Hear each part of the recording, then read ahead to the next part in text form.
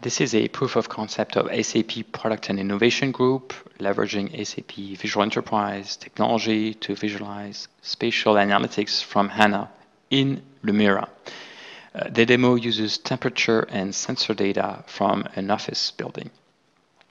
So we're going to start by launching SAP Lumira and connect to a HANA view containing real-time sensor data. We retrieve temperature and pressure information. The sensors are located in air supply ducts from a building air conditioning system. There are 178 sensors providing one data point per hour. And thanks to HANA, we can analyze this massive amount of data in real time.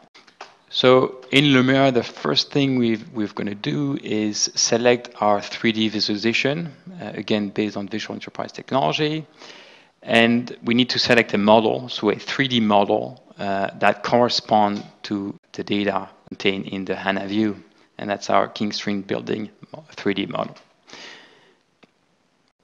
So we load that model inside Lumira, and then we're going to take a look at the content of the building, basically the material that compose the building. So for this, we use equipment IDs as identifiers for those materials, and material number to identify the different material types within our building. And so if we click on our legend that contains the different material types, we can highlight those different materials. For instance, mechanical, plumbing, the ducts, which will be our main focus going forward in this demo. Also the internal structure of the building. What's pretty cool is that we can use the Visual Enterprise viewing capabilities to rotate the model, to zoom in, for instance, on a specific area like the staircase here. Okay, so we've taken a brief look at the model. Now we're ready to analyze the temperature in the ducts. Let's make a little bit more room for the model and switch to the temperature measure. The temperature and actually also the pressure are aggregated in HANA, taking the maximum value. Here we can see that the maximum value at the top of the building reach a higher temperature, beyond 37 degrees, and this is not surprising as the air conditioning system is located on the roof of the building. Let's now filter out the internal and external material types of the building. So those are the walls, the windows, and the roof, so that we can better see the ducts within the building. So we see actually that the square, large vertical ducts get much hotter than the smaller round ducts. There is, however, an anomaly here, a smaller duct that is not heating up as the others. It stays in green, which indicates that it does not convey heat. So we can rotate and flip the model to have a better look at that duct. We can zoom in on that specific duct to see, for instance, its ID. Let's go a step further and analyze the evolution of temperature within the ducts along the day. So for this, we will add the time attribute to the time animation feed here. And we're going to see the evolution over time. If we look at the early morning, we see the main ducts heat up first. There is a lag time, obviously, between the main ducts and the smaller ducts. And we see also that our duct that is having issues did heat up a little bit, but if we pause at 1 p.m., for instance, we see there's a major difference with the other ducts.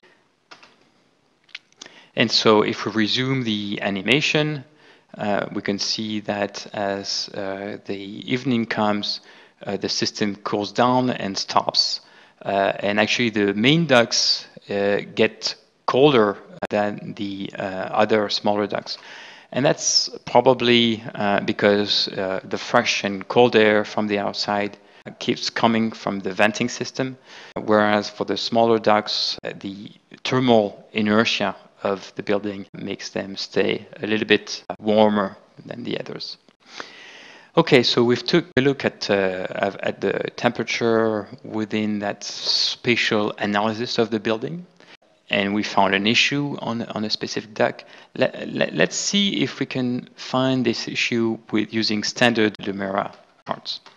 So for this, we're going to create a new line chart, and we're going to plot according to time and per equipment level, so that's the floor level on which the sensor is located, the temperature evolution. So let's switch to line charts. And so here we see things very similar to our findings within the spatial visualization. The higher floor ducts get warmer than the others. They get warmer a little bit earlier than the others. And we also see that at the end of the day, they get colder than the smaller and lower ducts. But nothing here indicates the issue that we found in the 3D model. And that's probably because HANA aggregates temperatures, taking the maximum value for each floor in that particular data context. So let's try something else. Let's try a new visualization. Let's try a scatter plot and try to plot temperature versus pressure and see how the two correlate. And that we're going to do that for each equipment, each duct, basically. So here we see that there's a linear relationship between temperature and pressure, which is somewhat reassuring. We also see that there's an outlier here. And if we click on it, we see that this is the duct we did find in a spatial visualization that did have an issue. To conclude this demo, we'd like to share some of the findings we made in the course of elaborating this proof of concept. First, spatial visualization go beyond sensors. We could very well have picked a number of other sources of data. For instance, using data from mobile network geofencing solutions for advertisers to analyze location-based campaign effectiveness. Also, we could have used data generated from video processing or from RFIDs for retailers to analyze traffic in store, get analytics on try-on results, successful item assortments, or store layouts. We could also have used real estate data. Very often it's open data for brokers, developers, investors to analyze price in a city. For instance, to understand how price differ depending on the floor, the equipment, on the furniture, on the orientation, or even on the distance from windows. You may have heard of NextSpace, which is an SAP partner that built a visual enterprise model of the complete Auckland downtown area. So why did we pick sensors and sensor data? Well, first we saw that low energy wireless sensor networks are really fueling a massive growth in the Internet of Things, in machine-to-machine communication.